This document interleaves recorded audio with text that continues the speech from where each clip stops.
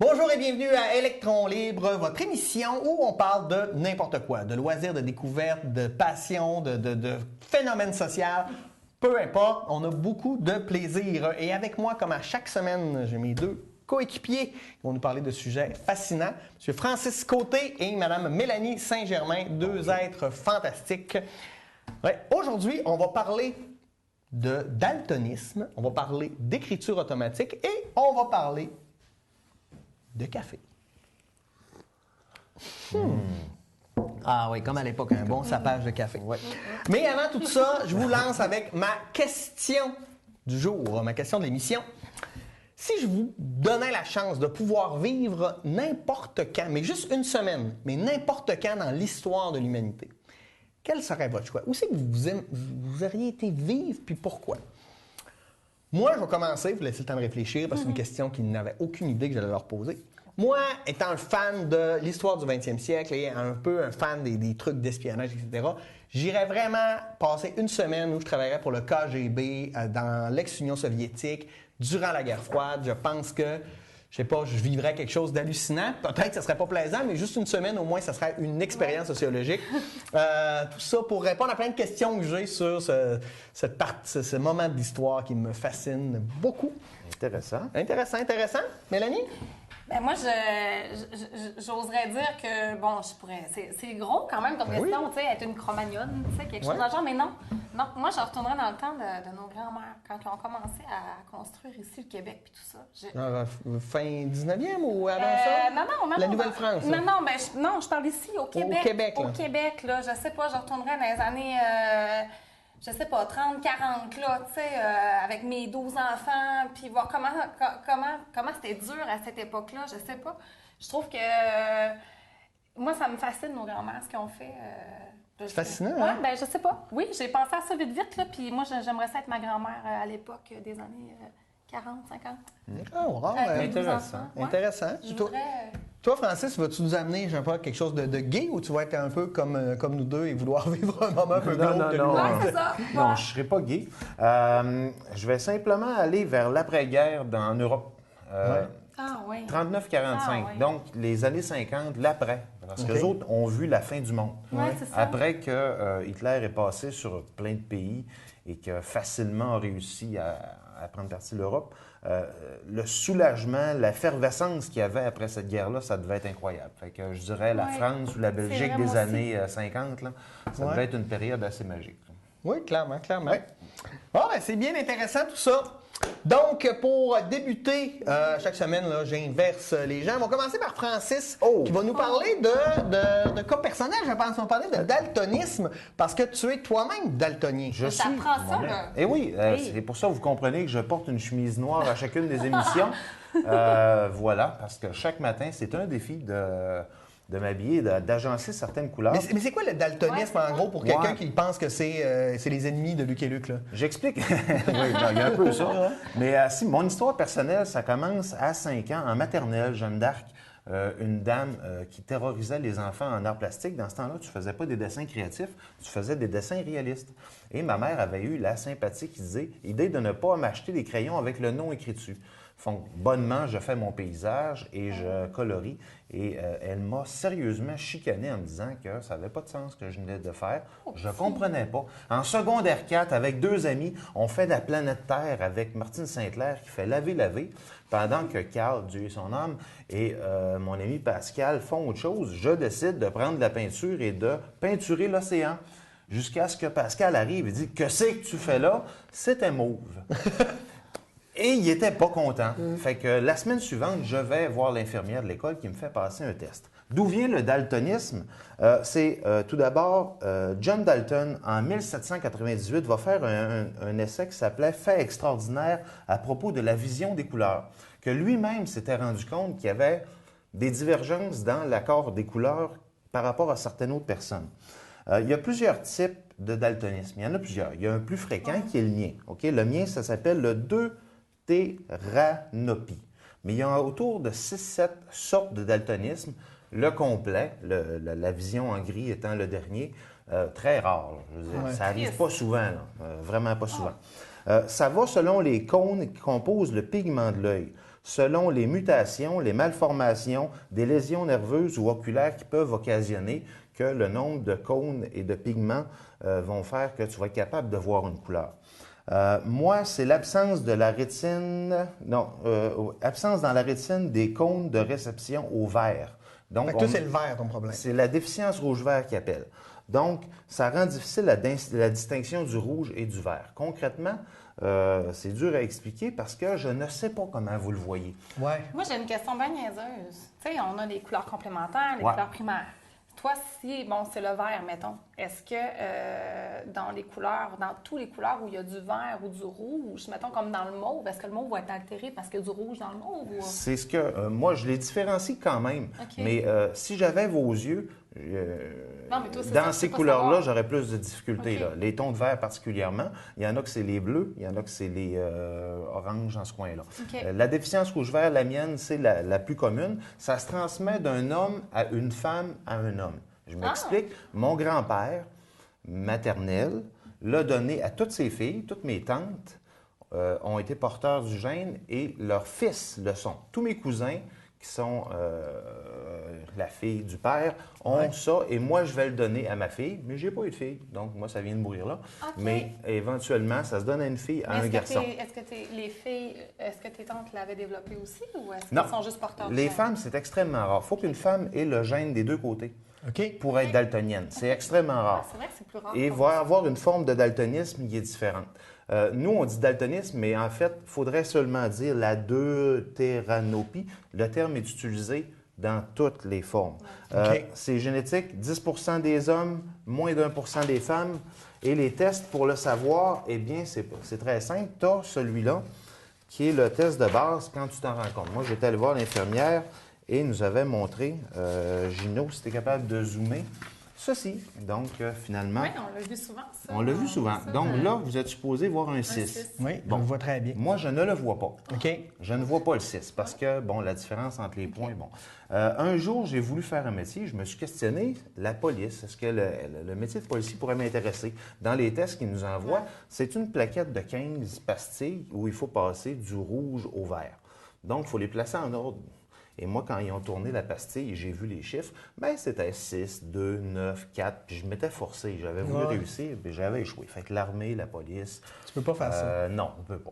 Les pilotes de chasse... Question bien niaiseuse et des feux de circulation?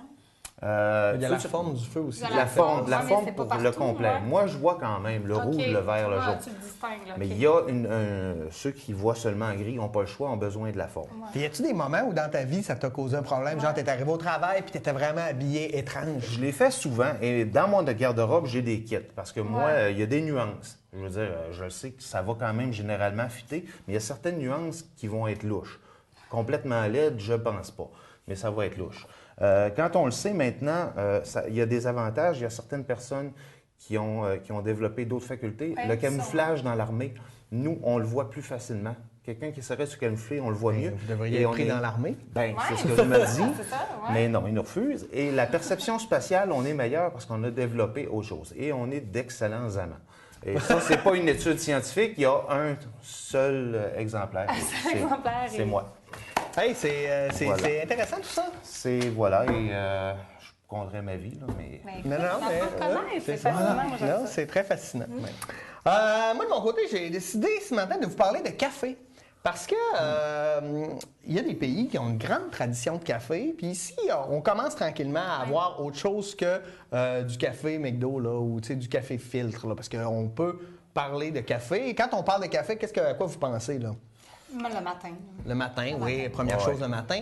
Mais dans les types de café, tu sais, y a-tu, parce que il y a des grands classiques du café. Si on parle d'où vient le café, ça c'est une anecdote intéressante. D'où vient le café, là, une place là qu'on Colombie. dit Colombie. Mais ce qui est fascinant, c'est qu'ils font du très bon café. Mais si tu vas en Colombie, tu risques de boire que du café Max Wallace. Parce que là-bas, ils n'ont pas les moyens de se payer leur café. Ils l'exportent, c'est vraiment une richesse première. Fait qu'ils boivent du café un peu de merde. Et ça, beaucoup en Amérique du Sud, là, le café instantané, là, c'est un summum pour eux, quand pour nous, c'est fondamentalement dégueulasse. J'y vais avec plein de sortes de café. Parce que le café de base, ici, si tu veux avoir un expresso, tu demandes un expresso, puis là, des fois, les gens ils font, c'est quoi ça? C'est le petit café? Oui, c'est ça, c'est le petit café. Mais dans une grande partie du monde, si tu demandes un café, c'est un expresso. C'est un expresso. Et si tu veux un café ici, filtre, que là-bas, vont appeler un café americano, un café américain, ce qu'ils font, c'est qu'ils te servent un expresso avec une tasse d'eau chaude pour le diluer. Parce que techniquement, c'est ça. Donc, il faut aussi démêler les choses, parce qu'il y a des pays, des grands pays de café, entre autres l'Italie, qui adorent le café, tellement qu'ils adorent le café qu'il y a une loi nationale en Italie où le prix du café est élaboré par le gouvernement.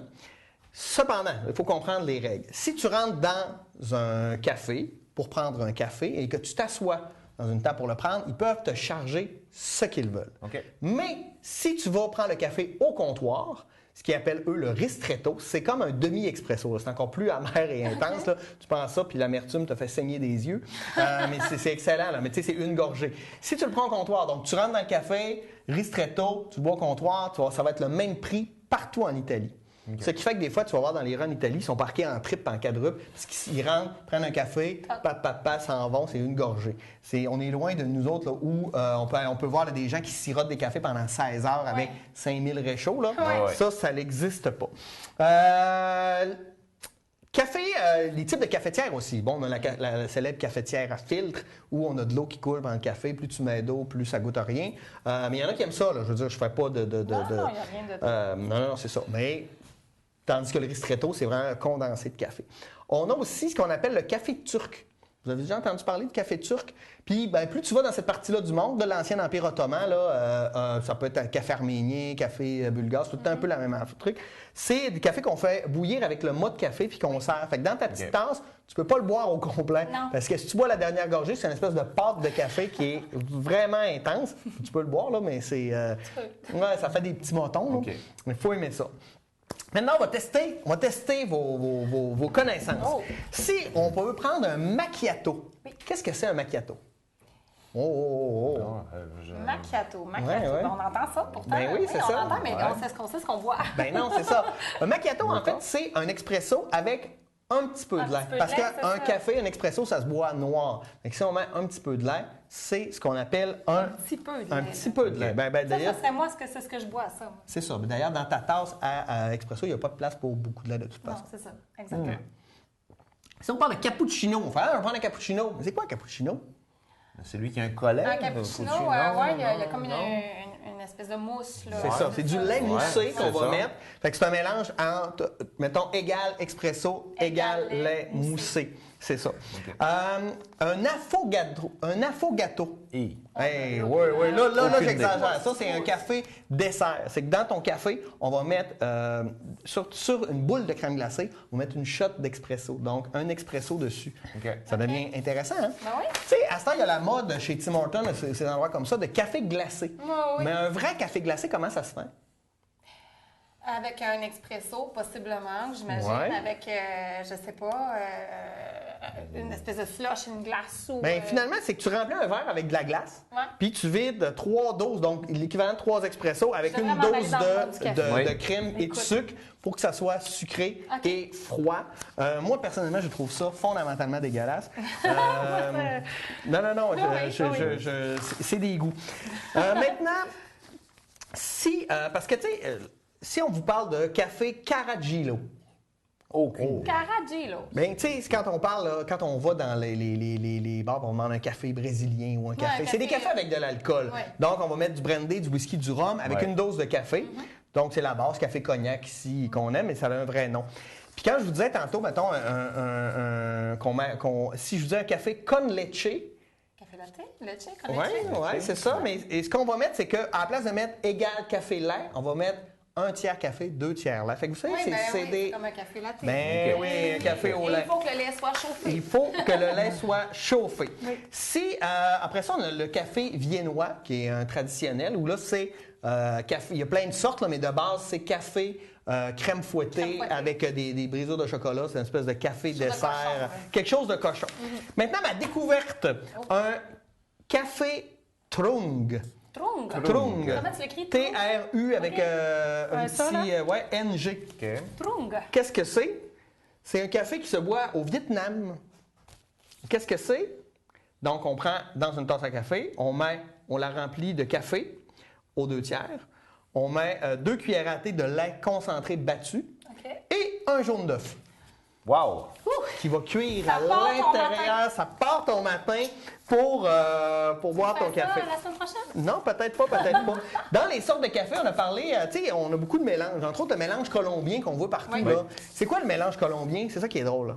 Dans un mélange colombien, qu'est-ce que c'est? Le mélange colombien, c'est pas une histoire de torréfaction ici, c'est des mélanges. En fait, c'est un mélange de café colombien, kenyan, tanzanien, mais qui est gardé colombien. Le mocha. Le mocha, ça vient d'où? Ben, le mocha... C'est une sorte de café, en fait, qui vient du Yémen. Ah? Oui, non, j'ai appris beaucoup de choses. J'ai appris beaucoup de choses. Des pays producteurs de café, on a beaucoup l'Indonésie. Donc, quand vous prenez du café Java, c'est du café qui vient d'Indonésie.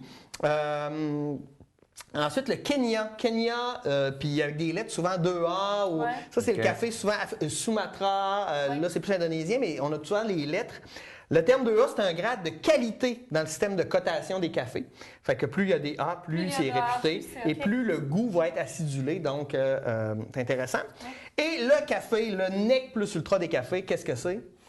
Un café qui vient, on ne sait pas, le Blue Mountain, le café jamaïcain qui vient de la région des Blue Mountains, en fait, qui est à l'est de l'île de la Jamaïque. Pourquoi j'ai déjà entendu ça? Je pense que ça va dans je sais pas, mais c'est le café le plus renommé. J'en ai jamais goûté parce que ça coûte quand même les 100 € du kilo de café. 100 €? Oui, tu le têtes, hein? Oui, c'est ça. Tu le têtes ton café ou tu fais beaucoup d'argent dans la vie, fait que tu bois ça un peu comme de l'eau.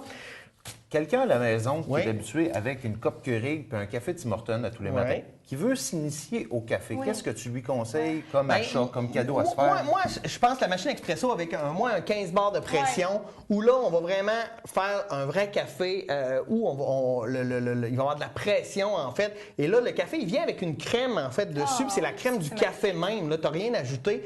Moi, je pense que c'est la base. Moi, c'est ce que j'ai chez nous. Je trouve que c'est... La chaleur aussi. La chaleur. Mais c'est certain que si tu veux siroter ton café, ben c'est peut-être pas l'idéal. Mais moi, écoute, à la place, je prends 3 cafés le matin, mais c'est des petits cafés.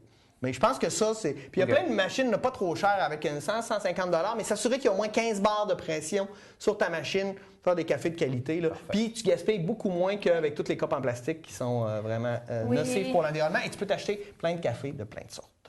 Là-dessus, Mélanie, je te lance sur l'écriture automatique. Wow! C'est quoi l'écriture automatique, Mélanie? L'écriture automatique, si je vous mets un petit peu en contexte, ça part du mouvement surréaliste. André Breton et compagnie et toute cette belle gang d'allumés-là. Donc, le mouvement surréaliste, le besoin de libérer l'inconscient, le besoin d'aller dans le moins réalisme et de conjuguer le rêve et la réalité. Bref, ce que je vous propose, c'est de libérer votre inconscient parce que tout le monde est capable de faire ça, de l'écriture automatique.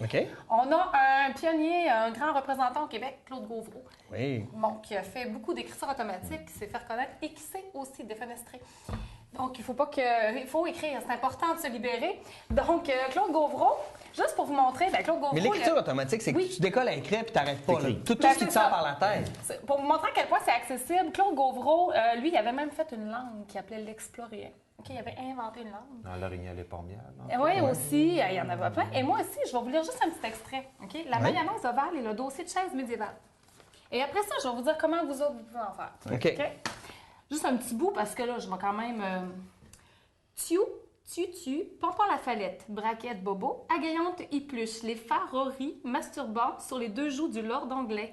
L'or, l'art, ma reine clairette et ma clette clavante. Donc, l'écriture automatique, c'est de s'installer, de prendre un temps et d'écrire. Puis tout ce qui sort, c'est souvent plus la sonorité qui va être intéressante. Même pas. Là, il y a des règlements à suivre. Là. Il y a des règlements, mais il me semble il y a des règlements. OK. C'est de ne pas suivre de règles. Ah, OK. Comme ça. Oubliez la syntaxe. Jugez-vous pas. OK? C'est tellement bénéfique. Ça fait tellement faire de l'introspection. Tu as eu une mauvaise journée. Moi, je le fais souvent. Très souvent. Et même mes textes universitaires, je fais un premier jet en automatique. Après ça, je corrige, je réécris. Mais c'est accessible à tout le monde. Il ne faut pas se mettre une pression de produire un texte qui va devenir un poème. Non. C'est juste de s'arrêter, de se mettre un temps et de ne pas lever le crayon. S'il ne sort rien, il va sortir des sons, il va sortir des couleurs, il va sortir des affaires. Mais ça devient tellement représentatif de ce qu'on est, de ce qu'on a vécu dans notre journée. Et là, à un moment donné, tu te relis et plus tu en fais, plus tu te rends compte que tu n'as pas besoin justement de suivre des règles. Tout le monde est capable d'écrire, tout le monde est capable de s'exprimer par l'écriture. Et là, il sort des choses, des fois où je suis sûre que l'inconscient, il parle. Nous, on le faisait dans un cours, au début de chacun des cours, puis on était quand même une couple d'étudiants, je ne suis pas capable d'écrire. Et on écrivait et on lisait nos textes après. Okay. On n'était pas obligés, mais on pouvait les lire. Et finalement, tout le monde est devenu complètement accro. Et on a fait une grosse partie d'un recueil qu'on a vendu pour ramasser pour notre voyage. Et c'était des textes automatiques fabuleux, là, où on se rend compte qu'on est tous capables de mettre des mots sur... puis des fois, même nous, on se relit, puis on vient... C'était branlant parce que tu dis, mon Dieu, ça, c'était dans ma tête. C'est quoi cette histoire-là? Il part des histoires, des fois, et tout le monde a accès à ça. Il s'agit de ne pas juger, de ne pas penser à la syntaxe, de ne pas penser à qu'est-ce que tu écris, mais d'écrire simplement. Et il faut faire confiance à son cerveau. Oui. Vraiment. À l'école primaire, on essaie de ramener ça tranquillement parce qu'on a mis beaucoup de règles de syntaxe, la forme du texte, l'intention d'écriture. On enlève tout ça, on dit écrivez. Écrivez. Voilà, c'est bon. Je le corrigerai pas, je partirai pas avec, on le fera pas lire à vos parents avec des notes, c'est mal écrit. C'est tellement symbolique de son état, là. C'est vraiment symbolique de comment on se sent. Et sérieusement, même des fois, ça donne des réponses à nous-mêmes. Pourquoi je me sens de même aujourd'hui? Puis moi, je le fais tellement souvent, juste écrire. J'ai un livre, là, un cahier Canada, là, où j'écris dedans tout le temps. Puis je me mets pas de règlement. J'écris des minutes, j'écris publier ça un jour? Mes mémoires en écriture automatique. Tu ris, mais écoute, j'en ai des... Non, mais moi, je ris. Moi, je trouve ça va parce qu'il y en a que je pourrais pas. Mais j'ai écoute, des livres, là, j'en ai épais, où j'écris des textes. Puis il y a beaucoup de mes textes qui sont en écriture automatique. À l'ordinateur, ça se aussi? Oui. Moi, j'ai conscience que... avec la plume, là? Moi, quand l'ordinateur m'indique le petit pointillé en dessous, qu'il y a une erreur, qu'il faut que je vérifie, moi, ça me gosse. Là, je vous donne le défi de l'envoyer promener, cette petite affaire-là. Oui, on peut sûrement le désactiver. Oui, tu peux sûrement le désactiver. Moi, taper, ça me mérite juste. Pour ça, moi, gars, je me prépare à l'émission. Pour être capable d'être à l'aise. Moi, je suis très crayon, OK? Mais on s'entend que je l'ai fait souvent aussi à l'ordinateur. Ça m'arrivait de commencer à écrire. Puis là, tu pars. Puis tu étais capable. Et plus tu en fais, et plus... Le cerveau, c'est comme ça. Là, ça développe quelque chose, puis tu viens que tu as une facilité beaucoup plus, ça devient beaucoup plus facile. Ça peut sortir de tes paradigmes, en fait. Qui n'a jamais dit, moi, j'aimerais ça écrire mon histoire, moi, j'aimerais ça écrire, ben, écrivez. Oui, c'est ça. C'est tout. Arrêtez de vous juger, il n'y a pas de façon d'écrire. Il y a juste une autre façon, puis ça fait tellement du bien, puis qui sait, ça va peut-être faire un chef-d'œuvre un jour. Peut-être. Mais merci, Mélanie, c'est intéressant, j'ai hâte de lire ça. Je t'amènerai ça. Et moi, dans mon top 10 cette semaine, je vous amène dans des sports étranges, parce que moi, ça me fait rire, tout ça, de voir comment les cultures partout à travers le monde sont différentes de chez nous, puis probablement qu'on aurait l'air bien étrange pour eux là, de nous voir. Donc, on va parler d'un sport très fun qui est en Finlande, qui est une course à obstacles qui s'appelle le porté de femme. Fait que là, tu vas là avec ta femme et tu dois la mettre sur tes épaules et courir, faire la course à obstacles. Mais c'est pas juste courir. Tu as des obstacles, des pneus, des trucs à monter sur le dos de ta femme. Et quand tu gagnes le poids de ta femme en bière. Oh, wow! Donc, c'est un défi, là, si ta femme est plus lourde, tu sais, tu peux te dire... c'est juste, moi, je trouve ça correct, parce que, écoute, plus le fardeau est lourd, plus tu mérites plus de bière. C'est ça, sauf que ça nous donne une difficulté pour gagner aussi, parce qu'il faut que tu sois plus fort. Non, c'est un beau défi, hein? Quelque chose qu'on a ici... Tu vaux combien de bières? Oui, tu vaux combien de bières? Le Yukigassen, qui est un sport japonais, mais qu'on pratique ici aussi beaucoup, c'est une bataille de boules de neige. Mais là-bas, ils font des boules de neige géantes qui peuvent projeter. Il y a d'autres choses, c'est sûr qu'il y a quelque chose à faire. Non, c'est intéressant. J'aime aussi beaucoup un sport au Bangladesh qui s'appelle le kabaddi. Le kabaddi, c'est jouer au drapeau. Tout le monde se rappelle le jeu du drapeau. Mais on mélange le jeu du drapeau avec la lutte. Oh. Donc, les gens sont en espèce de kit de lutte, puis on joue au drapeau, mais tu as le droit de te pogner puis de te faire des savates. Mais c'est vraiment tout trippant. C'est vraiment... Attendez, j'en ai un qui est magique. Bon, la capoeira au Brésil, qu'on connaît déjà, qui est un mélange de danse et d'art martial, qui est intéressant. Je vais vous parler d'un sport de la Malaisie, le sepak takraw. En fait, c'est du 3 contre 3 avec un filet assez haut, où c'est une espèce de volleyball, mais on peut juste jouer avec nos pieds. La balle est plus petite et il faut que tu fasses passer. Oui, moi aussi, j'ai déjà vu... Ils sont hallucinants. Oui, c'est intéressant, juste avec les pieds. On a de la course de chameau. Où c'est que c'est pratiqué le plus, la course de chameau, selon vous? En Tunisie. Ben non, c'est en Australie. Il y a des courses de chameaux, il y a des gros derbys de chameaux, comme le derby du Kentucky, etc. C'est assez fascinant. Le bozabal en Espagne, qui est du volleyball, mais sur des trampolines. Tu as 5 touches, mais ça a l'air que c'est hyper acrobatique parce que les gars font des pirouettes, des affaires, ils sont capables de monter super haut. Fait que ça, c'est vraiment intéressant. Lui, je le garde pour la fin parce que ça me fait trop rire.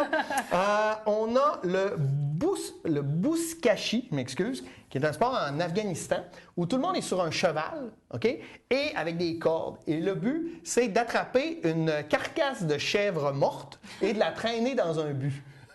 Ah, OK. Ouais, c'est intéressant. C'est ça. J'ai pas vu visuellement qu'est-ce que ça donne. Un sport que j'aime aussi beaucoup, c'est le Hornus, qui est un sport suisse, où là, on va frapper une petite balle noire comme ça, avec une espèce de grande tige qui ressemble à une canne à pêche. Okay. Et là, on va le frapper. Et dans l'autre équipe, ils sont 18 avec des grosses palettes de bois. Et là, ça va vraiment comme au golf. Là, ça part, et là, ils sont là avec les palettes de bois et ils tirent les palettes de bois pour essayer d'arrêter la balle le moins loin possible. Oh! Et l'idée, c'est d'aller le plus loin possible avec la balle. La palette dans c'est des grosses palettes de bois gigantesques. Faut qu'ils arrêtent la balle. Faut qu'ils arrêtent la balle. C'est une petite balle noire. C'est une petite balle noire. C'est très drôle. Et mon préféré, je termine avec ça, le ferret legging, qui est un sport anglais. Et l'idée, c'est de se mettre, on attache nos bas de culottes et dans nos culottes, on se met un furet vivant. Et c'est lui qui va durer le plus longtemps possible. Le record est 5h30 avec un furet vivant. Joue mon défi. Hey, là-dessus, c'est déjà terminé. Merci d'avoir été des nôtres. Merci d'avoir été là. On se retrouve la semaine prochaine pour une nouvelle émission d'Électron Libre. Merci.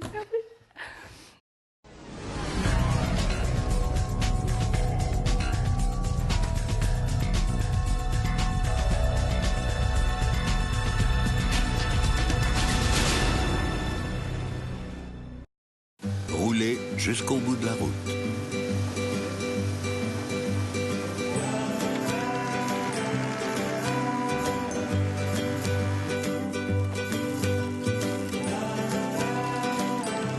Quel que soit votre projet d'avenir, placez-le en lieu sûr avec les obligations à taux progressif d'Épargne Placement Québec pour votre CELI. Parlez-en avec l'un de nos agents d'investissement au 1-800-463-5229.